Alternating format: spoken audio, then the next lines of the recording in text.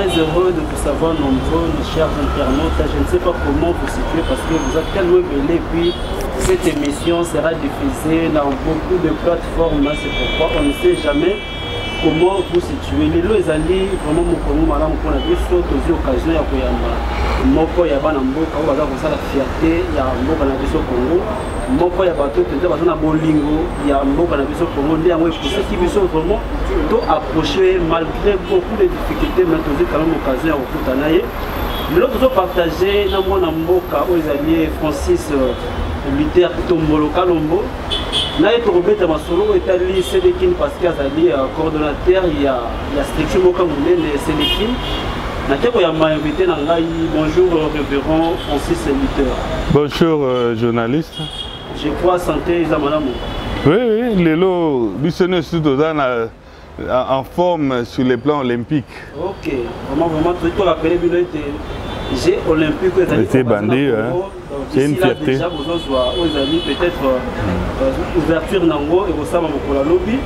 Les deux occasions pour yamba mwana mboka to soane makambo etali mingi Sélékine to beta mingi masolo etali jeux olympiques te mettre to beta masolo etali Sélékine.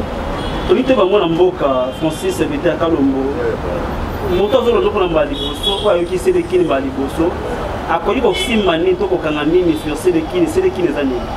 Voilà, Sélékine ezali coordination de la diaspora du Congo Kinshasa. Plateforme o esangisi baï diaspora ebele to répondre à un appel lancé par le chef de l'État ba mingi lokolanga balboso toya na RDC depuis plus de 20 ans qu'ils aient kana ba 2019 toyaki et mutazo ko évoluer na quoi naé mais to moni que pour que l'action n'abuse un impact, l'action n'abuse vraiment bien. Bisomo toye bata diaspora, aujourd'hui congé dans un mois, 3 semaines, nous c'est les Kamuna Mouké, les temps là ils attendent.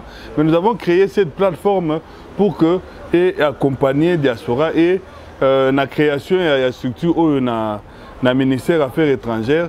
J'ai été voté comme coordonnateur général. Il y a les Sanga où il y a diaspora. La diaspora, est-ce que ça va diaspora il y a pas qu'il y a pas tout peu dans l'Afrique ou la diaspora où il y a Sélékine. Diaspora ezali muto non surtout azoya mboka ou avandi en dehors de nos frontières. Donc ata muto aza na Congo Brazza, na Angola, na Zambie, na Tanzanie, na Centrafrique aza diaspora. Donc, bateau ne soit pas de diaspora. Mais, et là, moi, c'est important dans la structure Nabiso. Tant que tu as une expertise Nabiso, mais tu as un bateau expert local, expert Nabiso, et puis un acteur communautaire, maîtriser le terrain, mais ensemble, tous dans la structure, la coordination de la diaspora. Si on peut comprendre, la structure,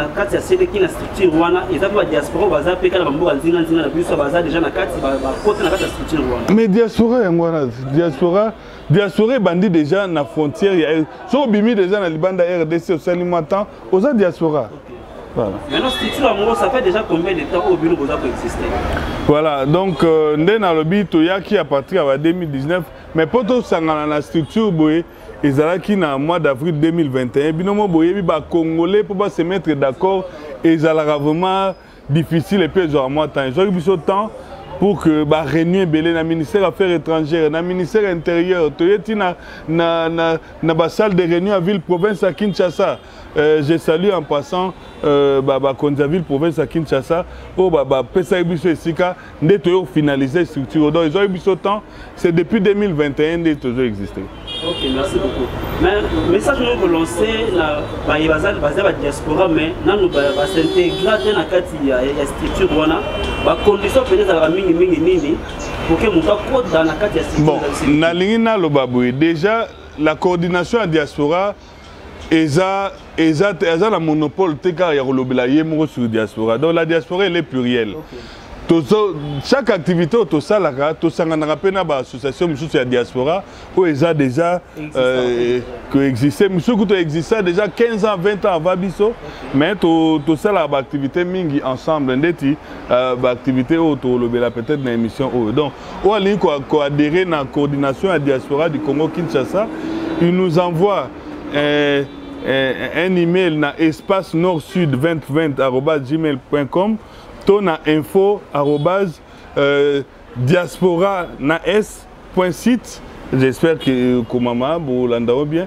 To abengi biso na plus 32 485 999 006 na nzela ya WhatsApp nde tokoki kotala ba modalité. Mutu nyonso to aza libanda tina structure ezali pona e accompagner yo na makambo olingi kosala na Congo, Kinshasa, na ba province nyonso tout 26 pour que on rencontre ba difficulté te po ba kokoso eza ebele na mboko oyo. Komandaka na famille na ota bakara ba famille na onde mutu ba olinga siko ba arnaquer yo ba compliqué mais structure oyo ezo accompagner et puis ba résultat eza jama mingi ba action mingi sur le terrain salami pona ba diaspora to ba structure eza na diaspora ba bénéficier déjà na ba service mingi ya CDKIN entre autres. Si je comprends bien, structure eza na couleur politique mo côté. Donc ça ka oza diaspora, oza mécanisme là mpona ko tonga mboka na yo, ko investir na mboka na yo, oza le bienvenu na kati ya CDKIN. Bon, makambo ya couleur politique wana to ka onka na kin. Peuple eza na peuple eza peuple. Donc, peuple a en opposition, a la majorité, peuple a besoin et nous réfléchissons sur le bonheur du peuple. Donc, on n'a pas de tendance politique, mais toujours œuvrer pour l'amélioration des conditions de vie des Congolaises et Congolais. Automesana, continue de l'ambon pour la minéval, continue d'ambon pour la loyer, continue d'ambon pour la babeli, continue d'ambon pour la boy. Toujours penser na peuple wana et ceci n'a plus les diaspora, autres araming diaspora, il y a soutien à ses cours. Tout c'est muet, tout c'est transposé en diaspora économique. Le gars, diaspora, il y a Mboka Msusu, il y a Malien, il y a Sénégalais, même la diaspora chinoise. C'est la diaspora chinoise qui tombé le Chine, donc tout comme à un niveau, tout comme avoir une vraie diaspora économique. Merci beaucoup. Vraiment, aussi, l'adresse aux amours à Mboko, aux Adibanda Mboko, aux patriotes, vous avez besoin d'investir dans le Katia Congo, vous avez besoin de Sunga Kita Yamboka Nayo. Vraiment, le numéro est à l'adresse de la PCBISO, vous avez besoin de contacter du bureau à CDKIN et puis je crois que vous allez satisfait dans vos questions et puis l'éclairage me suis besoin.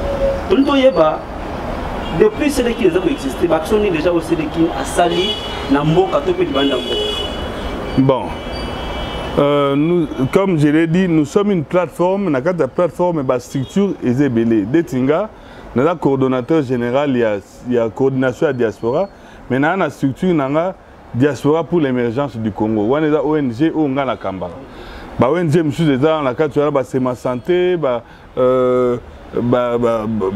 structure est bélé sur la déjà la structure, il y a plus de 300 organisations. Ils sont membres. Par action ou organisation et ça de terrain, nous avons les secteurs comme la santé. C'est un secteur où ils sont prioritaire pour la coordination. Et tout ça, l'action de terrain en créant un centre de santé dans le village, dans la localité. Monsieur Souiza Mingi na côté mais l'action de terrain, tout ça, c'est un dépistage, il y a diabète. Vous imaginez que dans la ville province à Kinshasa, il y a beaucoup de diabétiques qui s'ignorent. Bon, ça, les tests gratuits, nous avons retrouvé que tout sucre est à 500 à Mazotamboula. Nous avons quoi Rananzela, au Gangeleka, Mukeba, Koi, à Koubibabio, Tata Mwasi, Banoko. Donc, tu as un problème, il y a beaucoup d'hypertendus qui s'ignorent. Donc, et puis, il y a des maladies, monsieur, tout ça, de temps en temps, dépistage des terrains, à notre programme, na Kinshasa, programme eza na Tchangu, na Funa, na Mwamba et puis na Lukunga entre septembre et le mois de novembre tout ça va descendre sur le terrain pour dépister et puis accompagner dans les centres médicaux. Donc programme na biso ya santé ngwana et puis toujours organiser formation professionnelle métier toza 60 à 70% il y a population na biso za jeunes mais jeunes wana même pas 20 dans la qualification. Donc il faut mettre en place des formations des formations adaptées pour qu'orienter le métier. Nous sommes en train de travailler et nous ne voulons pas seulement donner des formations, nous limiter là.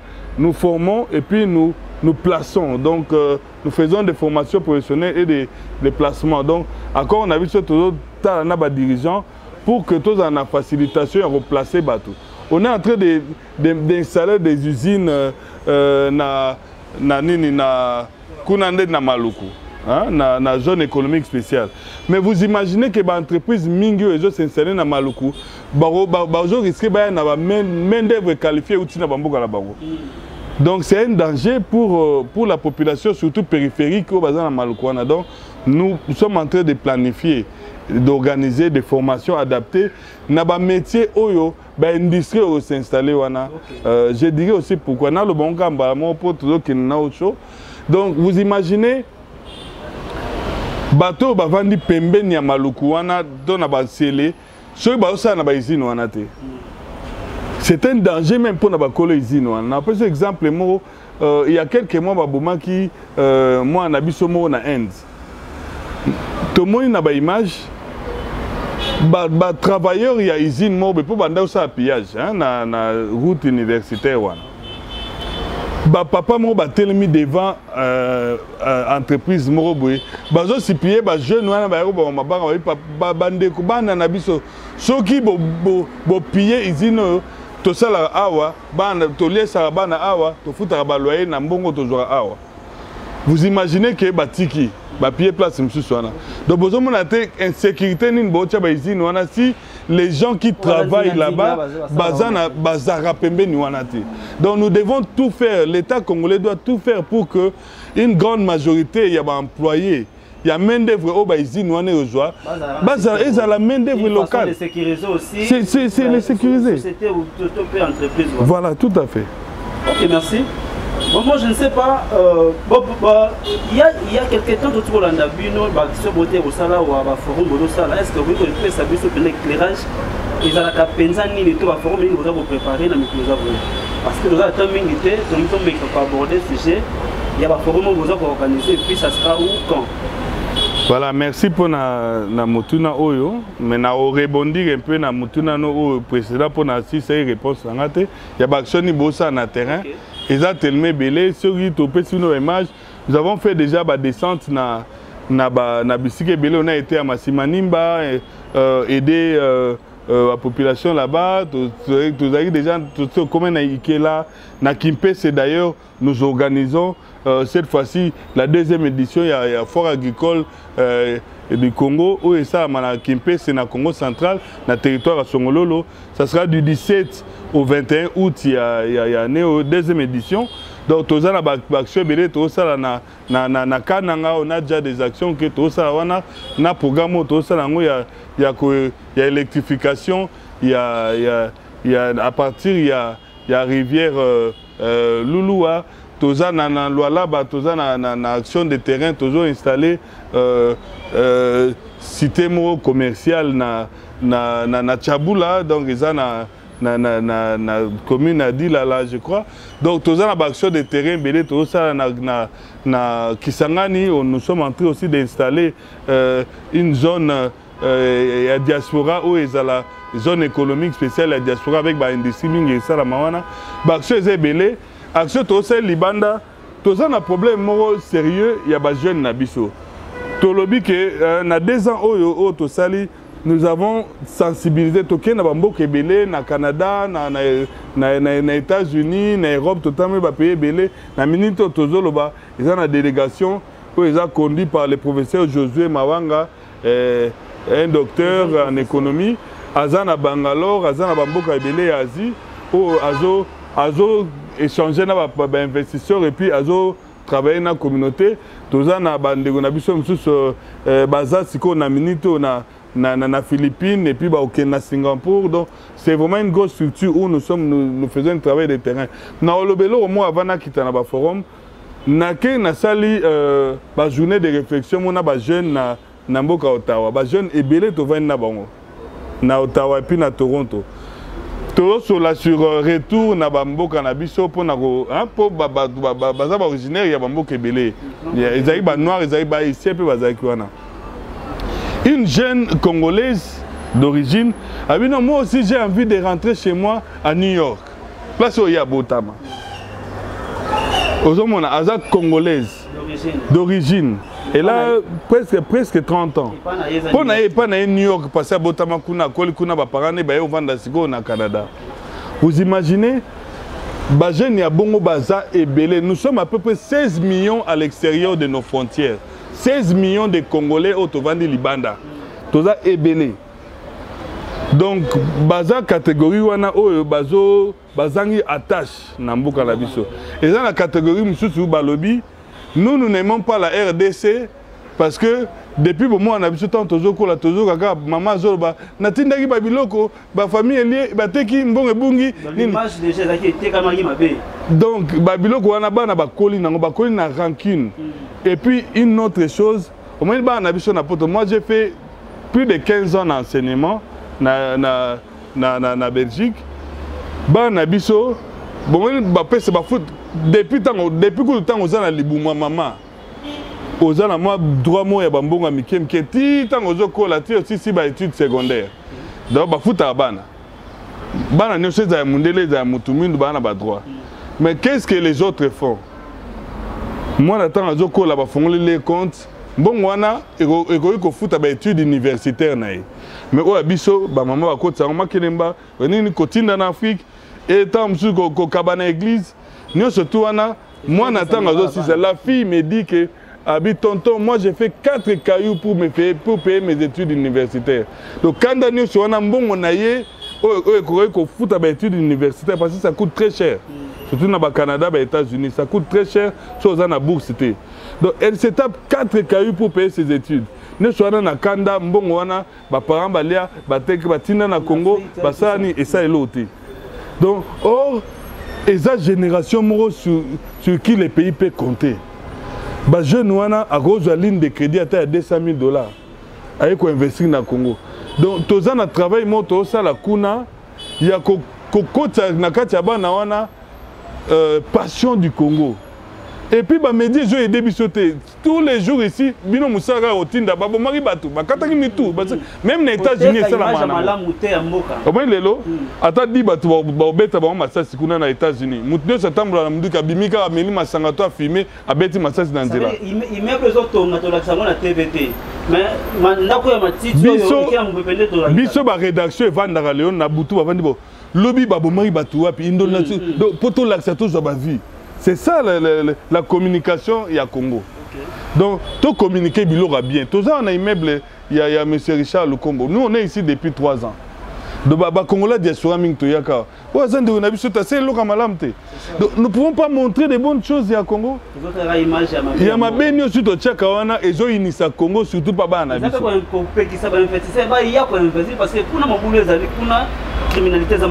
Donc déjà les kamaba investisseurs on a surtout ba organisation ba ONG.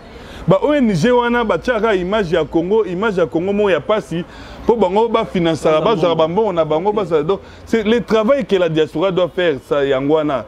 To l'accès Congo ya bien Congo ya lobby. Les lo milulu yango Congo yambi et yambi quand même na suba pays plus de 30 pays ezoya na baja francophonie maramba bien salami to l'accès biloko bien en Congo comme ça et changer peu moi image na biso na continue la politique mais eza pour na bonheur ya mboka si vous voulez moi on a tout monde moké mais eza pe na ba tebele ba za besoin ba ko investir awa mais ba monaka bataka ba mur donc c'est très difficile.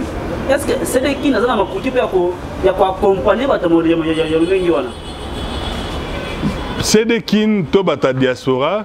Nous sommes tous les meilleurs lobbies et tous les clés. Il y a makasi pour na développement mboka na biso. Biso ndem tu photo ça la lobby wana. Bamboko ezo bundisa Congo o tozo kamwa bamboka mukie mais basala lobby au sanate. Ils se sont appuyés sur leur diaspora parce que ba dirigeant bamboka wana ndeti ba Rwanda bamboka mikie wana bazana Rwanda mais ils utilisent leur diaspora pour faire les lobbies. Donc Congo ya lelo Étalité Congo ya muto azana pouvoir to muto azana opposition eza Congo to longola Congo na pasi to longola on a 5600 ngomba to zongo sango na niveau oyo ils ont correspondre na besoin au Congo azana. Au Congo azana na richesse ya sol na sous-sol te. Ressources alboso ya Congo za ressources humaines. Tozana bata boania, tozana bata mayele partout. Pour investir. Mais bazo sengona nous faut kanyaka, il faut payer moi pourcentage na ngana nous faut kutana mo konzi tout ça. Est-ce que c'est qui na makoja pour accompagner bato modèle bazana besoin pour investir na kati ya. Ce que la CDKIN a fait, CDKIN à lobby, il y a autant à contre-courant na ba dirigeant. Mais ba dirigeant bazara passager, ba dirigeant ba les kaka. Population atikala. Ce que nous avons fait, nous avons mis en place une structure qui accompagne les investisseurs, surtout à la diaspora. Yo zana mekilia poto, otini projet na yo, to oyenango otigi na cabinet ya DG, to ya ministre Songolo, na lettre na yo, ojo accusé de réception, ozo zela ozongi, ota la projet na télévision basali yango. Donc garantie au CDKIN azo sala.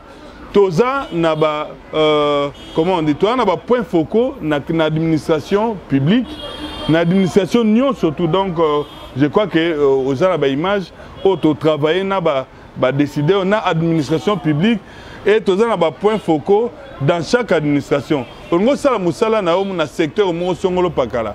Au lieu que o yaka mba moko tatone au tindeli biso moi projet na yo synthèse biso to prendre langue déjà dans le secteur où nous exploiter, to préparer le terrain.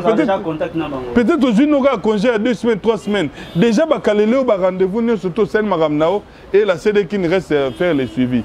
Maintenant, le Belo Romoro, le Luxembourg, on a vu sur les pays où ils ont zone rouge.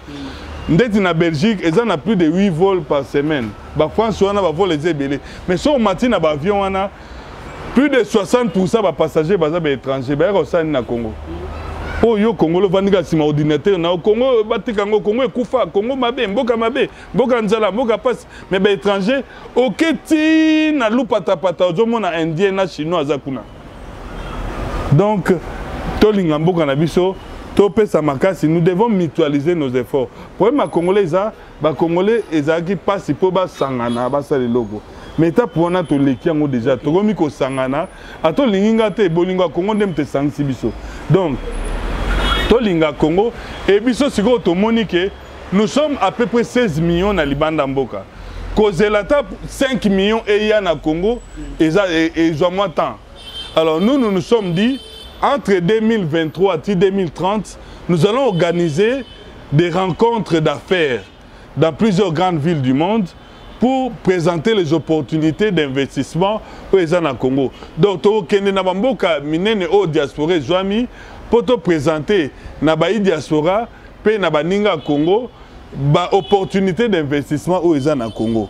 Donc comme ça mutu na mutu a fongwami misu na secteur où ya ningi ko investir et puis a eu peu occasion mo na kati ya milulu wana d'être avec les investisseurs, les décideurs et les entrepreneurs pour faciliter partenariat public-privé. Tous les entreprises publiques et belées, ils ont besoin d'investissement. Entreprises Onatra, RVA, CMC, tout ça, ils ont lungwa mata di ti inverse, ils ont sauté. Donc, tu veux investir dans le secteur, même dans l'entreprise publique, tu as un partenariat privé-privé. Ngai privé na yekuna na maramna salaka na kutani na privé mususu ya Congolais to ya ami du Congo ya mupaya to sali partenariat to yo sala musala na Congo to ko kitata na idiofa to sali mkamto na Mwanda et voilà. Donc c'est na kokolo mingi mwana mboka olobaka mingi ete bino bozali ko sala kaka bino na bino batalibanda te mais oli ko sala na bana ya mboka. Est-ce na ba forum mwana boza ko pesa opportunité na baza na Congo Kinshasa bana mboka baza opportunité ya ko ya ko assister na forum na peut-être akokuta na pena segna moto moko ba ko collaborer ensemble pour ba ko investir ensemble na kati ya mboka. Mais c'est ça que j'ai dit, nous faisons la facilitation. Tu as vu que mboka na biso ata pays ya mukiebo e baza na faciliter ba visa. Mboka na biso visa eza passi ata ko kende Congo Brazza a eza passi. Donc nous nous battons pour que visa congolais depuis un temps, passeport congolais et comment quand même moi respecter. Hein? Nous qui avons fait plus de 20 ans dans Mboka Bapaya, tu changes de nationalité, tu es passé au monde à papa. Aujourd'hui, dans l'aéroport, aux attentes na moi si aza belge toi aza la nationalité mususu bango baza na mopanzi okuna yo aza mopanzi bana baotala papa batelemisi nanu parce que oza na passeport bleu congolais donc otelemi kuna mwasi na bana baza kuna donc ntango ozoya deja na mosika baotala deja la passeport ozo mitia na pembeni mais moke passeport na biso ezokoma respecté donc olingi kovoyager na un de nos forums kutana na biso zala na projet so répondre na bacondition oye okokende mpe États-Unis ozwi visa na oyo ya 2 ans plusieurs entrées ozongi ozokende na oyo tokuta bato mosusu na kina totika il y a 30 ans baza bien eta mosusu koleka kutu biso batosali ba 27 ans na poto donc bakoma okende kozonga isifika oyeba eloko akosala mboka na biso etondi nkita e mutu nyonso akose retrouver awa yango tokoma ozonga mpo totombola mama Congo na biso donc toza wana na baforum tozo banda forum à liboso eza na mboka ya Dubaï du 22 tant on a zolo babebo wanomo na ba fiche du 22 au 24 septembre toza na Dubaï après Dubaï toza na du 3 au 7 octobre toza na Dallas na États-Unis après wana toza na forum du 11 au 15 octobre toza na forum na mboka Toronto na Canada après Toronto na Canada toza na forum du 18 au 22 octobre na mboka ya Milan na minito tozoloba 47 entreprises italiennes endimi koya na forum wana parce balingi koya na Congo Kinshasa eza pe na premier ministre na bango mwasi wana mama wana alingi vraiment ko participer na forum wana après forum wana tozana du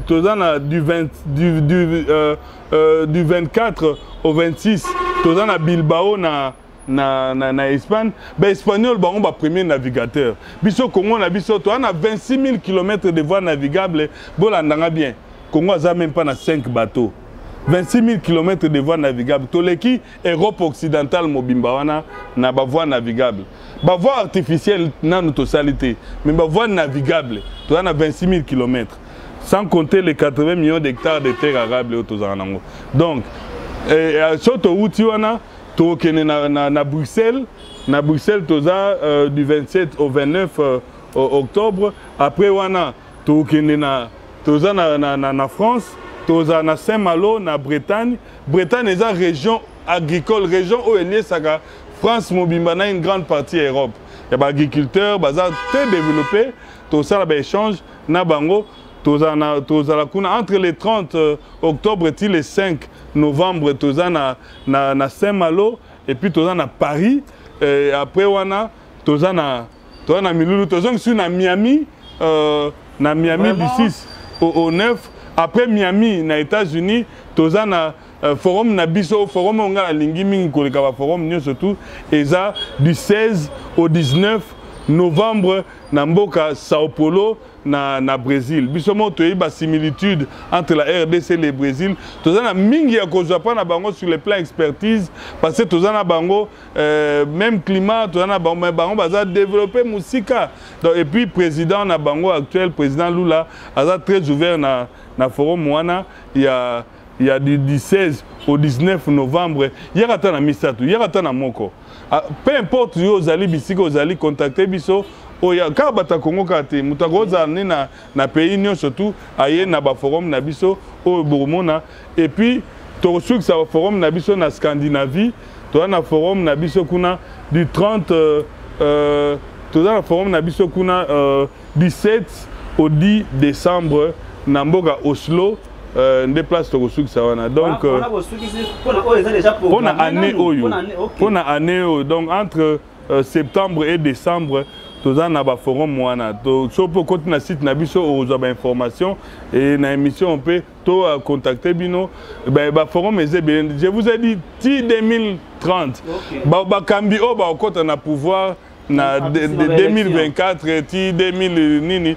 ba okuta déjà makambo. Donc c'est pour vous montrer que nous ne travaillons pas pour les individus, mais nous travaillons pour la population. Ti 2030, je suis sûr que tout soit Kambibele, donc l'élection, ils ont mis ça tout mobimba entre les trois ninoana. Donc souci n'a plus ça améliorer les conditions de vie des Congolaises et Congolais et que ça là que bata diaspora ba comme ba entrepreneur au les bazalaka bata secours bata aide, hein, voilà.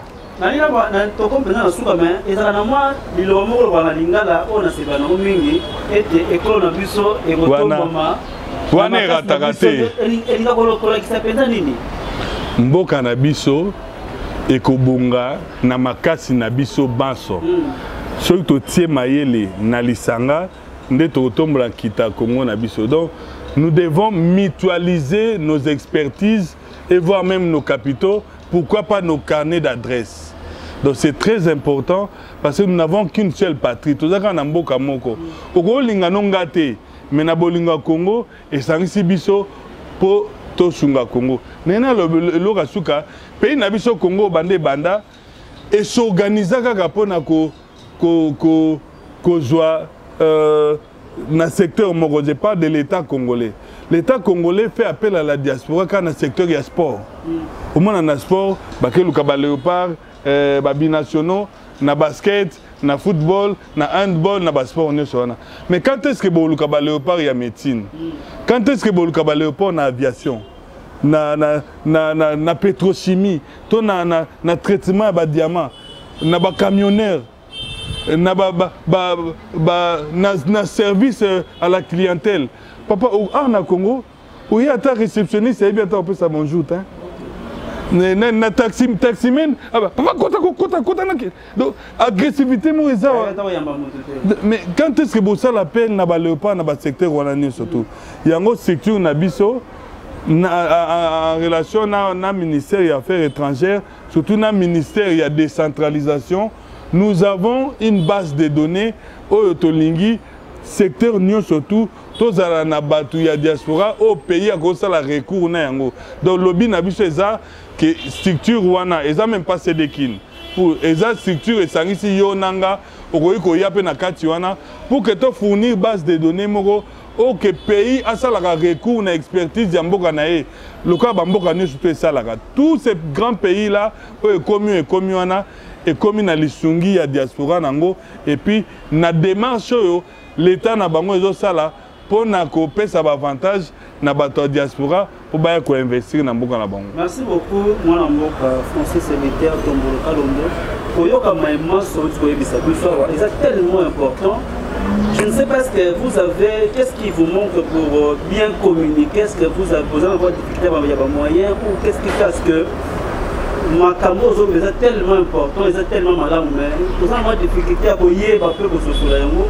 La difficulté vous avez traversé, na musa vous avez ça yamune le haut retour pour la équipe yango dans ce pays. Difficulté à libosser Zara Congolais ni ma mningane Congolais. Depuis quand na bandi a mutu sabe ta suba o risus. Bolinga Congo ndem tememinga awa. Bolinga Congo pende mte simba yo, osa eloko go sa po na mboka na biso. Nous devons léguer l'hymne national de la Bisso, que nous léguons à notre postérité pour toujours. Quel Congo tu vas léguer à tes descendants? Les descendants vont changer combo à famille parce que combo n'a tellement et ça est l'autre. Alors préfère défendre combo mutumo boy ça. N'appelle ça exemple moboy deux personnes vont oser la taxi, moi comme Lumumba Lumumba Antoinette, monsieur comme Alphonsine Kingandi, yomo baksaka. Donc chauffeur a tiré dans la place moko au même mutu. Car Lumumba wana mama kota donc car Nicolas combo wana. Est-ce yo combo na yo éthique na Congo? Et marquer la génération future commandant et notre pays et ça vraiment et là le bosso temps dans la mukarana na bando remercier Nzambe après souffle de vie na remercier pour na botama congolais. Merci beaucoup remercier Nzambe pour botama congolais na liloba wana je crois to komi na suka ya émission na biso mokonalo et ça à partir remise parce qu'il y a beaucoup de choses à dire surtout dans le forum wana to linga penza to décortiquer en gros penza na kati ya mozindo na poto sosola parce que ça tellement belé, je ne sais même pas qu'est-ce que vous faites pour que au Kangangonyon soda tiboda vraiment on est à étonner ngai. Donc richesse on a pas ça peut-être aussi à Moutou, il y a au Kangamakamo parce que ngai wana na bossa na ngai pour de telle date à telle date. Donc on maîtrise ngo penza mingi, je crois prochainement tokoya tomeka kokota na mozindo peut-être forum ya Dallas ko lobela mingi nini, ya États-Unis ko lobela mingi nini pour que to comprendre ngo pour na ko luka bato bazana besoin baza intéressé na ba secteur wana baya ko participer na ba forum wana peut aussi nga to rebisa bino ete na ba forum wana o aza intéressé numéro ezali wana adresse ba tu ko pesa biso je crois to pesa sous occasion na invité na biso a pesa biso encore pour la seconde fois son numéro on me ka ko contacter pour que ozo encore des détails ou peut-être aujourd'hui na nous na émission na biso ya lelo. Mais je crois prochainement vous aurez encore l'occasion ya kokota na mozindo ya ko sosola secteur na kati ya forum otoko o ezali déjà proposé pour la année 2023. Donc o eza forum ezala pour la année 2023 nyonso o tokebisa biso awa. Or ba forum oyo eza ko kende kino 2030 si je me trompe pas. Donc nous avons encore beaucoup de temps ya ko s'organiser benga pour que oye ba conditions eza nini pour que o participer na ba forum wana olingi ko kena forum eza na Dallas o kena o ezali na Brésil o kena eza na France partout et ko dépendre na choix na yo vu tango ko benga nde ba ko pesa yo ba explication. Je ne sais pas si on ko pesa biso encore pour la seconde fois le numéro de contact WhatsApp et puis compte Gmail o ba ko koma facilement pour ko atteindre ces équipes. Oa lingi ko benga biso pour na information moko ndege ki ma benga biso na +32 485 999 006 to obengi na espace nord-sud 2020 en un mot hein, en toutes lettres @gmail.com to ke na site na biso www.diaspora na s diaspora.site SITE na suka. Donc contactez biso to peso ozana makoki ya oya na bureau na biso to joami awa na immeuble ya ndeko na biso Richard Lukombo na deuxième niveau eza na avenue du Livre numéro 61B croisement avenue du Livre na Willery en diagonale na Régie des Eaux en face ya Access Bank oye wana na deuxième étage na Gombe na ville province à Kinshasa RDC ndo kuta na biso donc 61B avenue du Livre Kinshasa Gombe. Merci beaucoup vraiment to komi na suka tozo pesa bino to chité na élément oyo ezali pona ko la crédibilité ya structure oyo parce que eza ko sala ka yango moko te mais na ba konzi mboka na ba structure oyo ezali penza assis na kati ya mboka na biso Congo et puis précisément na siège ya institution oyo ezali ville province de Kinshasa. Je crois na pesi merci na Gelota wa bozaki sima ya caméra pe na montage na pesi merci mingi na bino ba bozuli baku malamu ya kolanda biso tika to pesa pe merci na équipe mobimba ya Sélékine na moni coordonnatrice adjointe maman Micheline ye pato sa musa munene na structure na ye ezali c'est ma santé asa moka baza ko pesa penza loboko pe mpifo na kati ya structure oyo. Na pesi pe mbote mingi na maman Sévérine azaka penza une femme forte elle est tout le temps en mouvement vraiment na monaki absence ne lelo ezaki remarquable na bureau vraiment tika ya mbote sika zani na pesi pe mbote mingi pa ya secrétaire général Tétantine Espérance mbote yo azali secrétaire général pe ba nyonso baza ko sala musala na kati ya Sélékine. Nous n'avons pas le temps ya ko citer ba bino ba kombo bino nyonso parce que boza tellement belé mais to pesi bino mbote je crois. Merci beaucoup.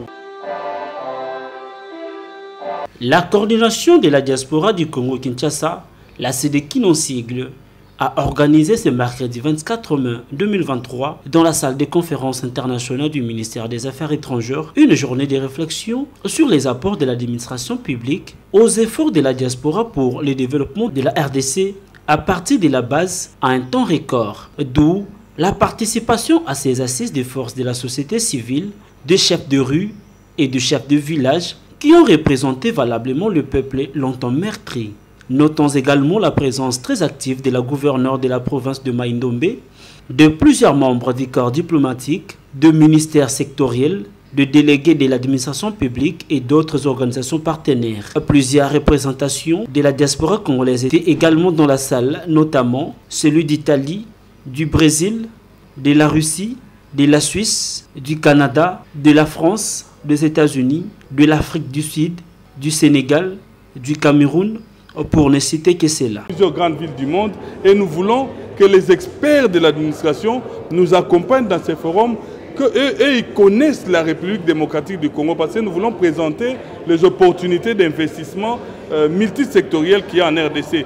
Nous avons salué la présence de Madame la gouverneure de la province de Maïndombe. Il y a d'autres provinces qui ont été représentées ici, comme la Chuapa, comme les Kwilu et comme les Sankourou. Donc nous voulons travailler directement avec la base, parce que quand nous envoyons de l'argent, c'est pour aider la famille, pour les frais scolaires, pour les minérales, pour les soins de santé. Et nous voulons que cette diaspora qui est socio-humanitaire depuis des siècles devienne maintenant une diaspora entrepreneuse. Nous voulons vraiment être le meilleur lobby qui va vendre la RDC à nos amis qui se trouvent dans nos pays d'accueil. Pour leur montrer que la diaspora veut bien poser des actions pour impulser le développement de la RDC, mais il faut améliorer les conditions de vie des Congolaises et des Congolais. Mais nous avons besoin de l'accompagnement, du soutien, des quitus de notre gouvernement. Oui, mes impressions sont bonnes. Déjà, s'il y a des conférences comme ça, ça donne envie aux Congolais qui en ont marre de vivre à l'étranger, de revenir chez eux. Et on est mieux que chez soi. C'est en mutualisant nos expertises que nous allons améliorer les conditions de vie des Congolaises et Congolais. Mboka na biso, ekobonga na makasi na biso banso.